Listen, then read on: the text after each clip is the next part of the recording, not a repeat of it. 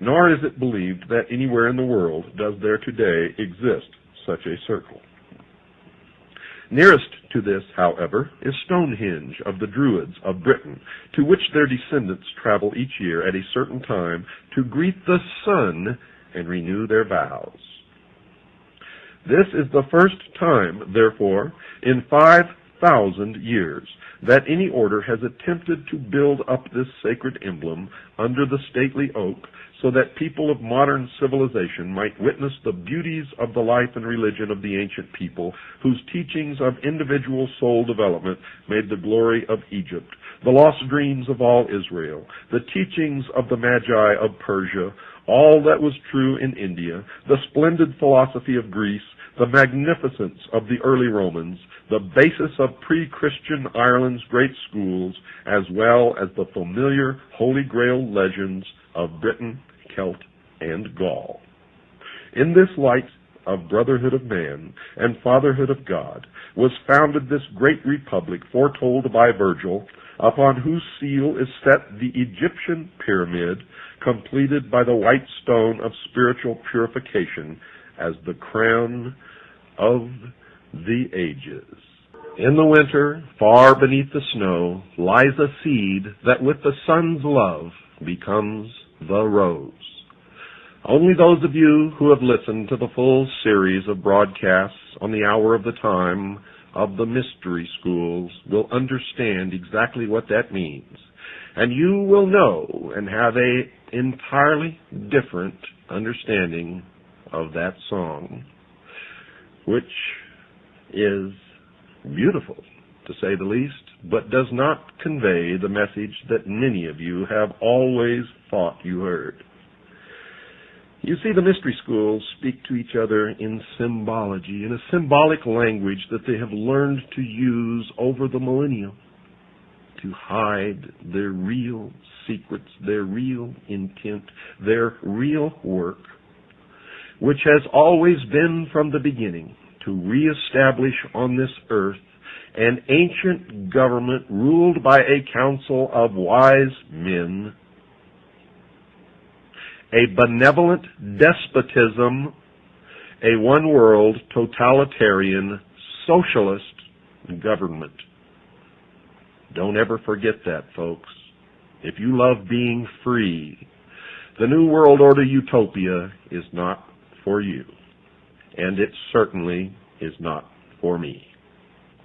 Continuing now from the book entitled Fundamental Laws, the publication of a report of the 68th Convocation of the Rose Cross Order, during which they admit the existence of the Illuminati, they admit the existence of the Order, they admit the existence of the Brotherhood, they admit that all of these secret organizations, including Freemasonry, are all the same organization, all working toward the same goal. An incredible admission printed in their own publication, a hardbound book found up on a dusty shelf way back in the rear corner of an old used bookstore. Quoting again from the book, the American constellation of 13 stars set in the form of a double triangle was foretold by Merlin of King Arthur's court, and the philosophy of the Holy Grail and of Egypt's glory and Solomon's temple has been the day star of every great American statesman from Washington to Abraham Lincoln. Now, if you've been listening to this program, you know the day star is a reference to Lucifer, the light bringer, the angel of light, the morning star, also known as the son of the morning. After the ceremonies in the grove, there was given in the dining room of Beverly Hall at midnight a feast of the gods, at which neither meat nor spices formed part of the menu, but only fruits, nuts, and other products of sun-kissed foods. And that should tell you something about sun-kissed oranges. The conclusion of the rites was held at sunrise in the grove with a musical communion service at which nectar of roses distilled from the 30,000 roses blooming each June upon the lawns at Beverly Hall was served as emblematic of the wine of the soul, and for this service the rose bushes were planted several years ago. This is also from the book, folks. I wish that all the readers of this book might have been present at the preparation, at the building, and at the dedication of this ancient magic circle. Or I wish that I might be able to give a detailed description of these sublime ceremonies in this book. However, I cannot do this here, though I hope that in some future work I will be able to do so. Sufficient be it to say that when the stone, made out of cement by one of the brothers, was nearly finished, the dedication took place, and the emblems placed in the stone itself before it was completed were the American Beauty Rose in full bloom.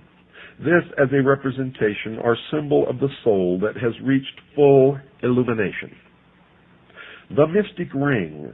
This was a solid gold ring belonging to one of the members present, upon which had been engraved the cross and the pentagram. All members of the Magi will know what this symbol stands for. The ring itself, as is known to the Magi, is a protecting agent against all evil or malignant influences when worn during any ceremonial or developing work. And the true magic mirror. This is an emblem of the soul, which when fully developed will act as a mirror to the universe, wherein may be wisdom and truth. Lastly, a complete copy of the private textbook entitled, quote, Ritualistic Occultism, unquote, which contains the ceremonies as made use of by the Magi. And 4 of these ceremonials were made use of by 4 of the Magi in the dedication of the magic circle. When all of this had taken place, the stone was completed, and then later in the day the characters were engraved upon the stone by the brother who had completed the stone. Of the midnight feast to the gods, and of the morning services which took place in the grove, it is not lawful for me to speak at this time. But it is my sincere prayer that all who are enrolled in the sacred schools may someday be present with us and witness these sublime ceremonies, especially as they are conferred in the spring of the year. In the spring of the year.